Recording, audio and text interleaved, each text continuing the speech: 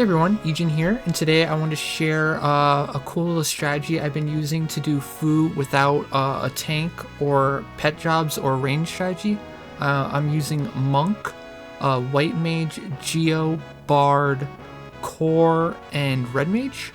Really, for this actual fight, you really don't need the Core because I don't think I even do any Core rolls. Monk is actually really well suited for this fight because I will be using minimal buffs. So Monk's access to high magic evasion build that I have on right now, perfect counter, high HP, and impetus make it a really, and subtle blow and what you call it, martial arts makes Monk a really good fit for this fight. I try to feed it on average 3 to 4 buffs, so I do enough damage, but it doesn't have much kill threat on me. When I feed it 4 buffs right here, look how much this nuke does, even in my magic evasion set. So you have to be careful with the buffs you feed it. Another huge key for this fight is Red Mage. Debuffing it on both Red Mage and Bard makes the fight way safer. When it's slowed and paralyzed and elegied, it's not too much of a threat at all. I like to throw in a Blaze of Glory EA Frailty for damage, and once it's fully debuffed and I have all my other characters at 20.1 or further away, then I'm safe to start skill chaining it. Another great thing about Red Mage for this fight is Distract 3. It allows me to more easily hit accuracy cap without changing too much gear. You'll see every time it wipes its debuffs with nullification every 25%, my accuracy might hit the floor. But once I get Distract 3 right back up, accuracy is capped again. For this fight, the damage you do is based off how many buffs it absorbed previously with nullification. So it's good to give it some buffs. You don't want to give it 0, or else it'll just take way too long to kill. I made a gear swap command in order to buff and debuff Fu each time it does nullification, which has my Bard do Piassimo Honor March on my Monk, like right here.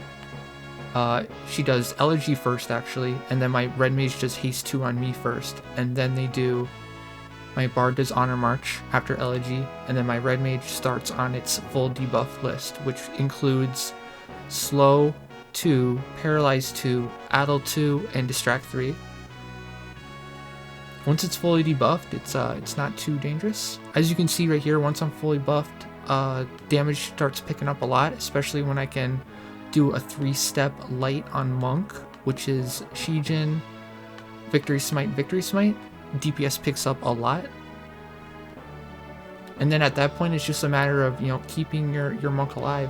Make sure your White Mage is on the ball, because there are some dangerous moments, is what I would call it, in this fight. Sometimes they'll get a multi buffed melee hit off after it absorbs, so you gotta be careful here. After every nullification, I try to use perfect counter just to buy enough time for my buffs and debuffs to go off, because it does hit really, really hard. So things that can go wrong in this fight is it can one-shot you with a spell, a Jaw, or a tier 5 spell, if you let it absorb too many buffs. So let's say I accidentally kept a character or two too close and it absorbed, like, so let's say 10 buffs. Then I'd probably get one shot by a spell. TP moves can also be really dangerous. That is why I full-time my magic evasion set. If I was wearing my normal TP set in this fight, it could do anywhere between 1.5 to 2.5 thousand damage, and that just isn't worth the risk. So I highly recommend for this fight just to full-time your magic evasion set. So right there, it caught me in weapon skill gear. It did 1.8 thousand damage. That followed by a spell could spell real disaster. Another thing that could go wrong is if your mages don't debuff quickly, and it gets a lot of melees off on your Monk before you can heal. But overall, once you get the hang of the fight and buffing and rebuffing, I don't think melee method is too bad at all. I actually really enjoy this fight. It keeps you on your toes. It's pretty fun. It's not as easy as pet method or range method, but it's still it's not impossible. But yeah, I hope you guys enjoyed the video. Don't forget to like and subscribe. Let me know what future videos you'd like to see. I'm actually in the process of making a Windor 4 scripts video, which will accomplish everything that gear swap commands can do, but it's universal in that everyone can use it. And don't forget, I'm also on Twitch, so if you have any questions in real time and want me to answer them, feel free to stop by anytime and let me know. That does it for the video. Thank you again for watching. Take care.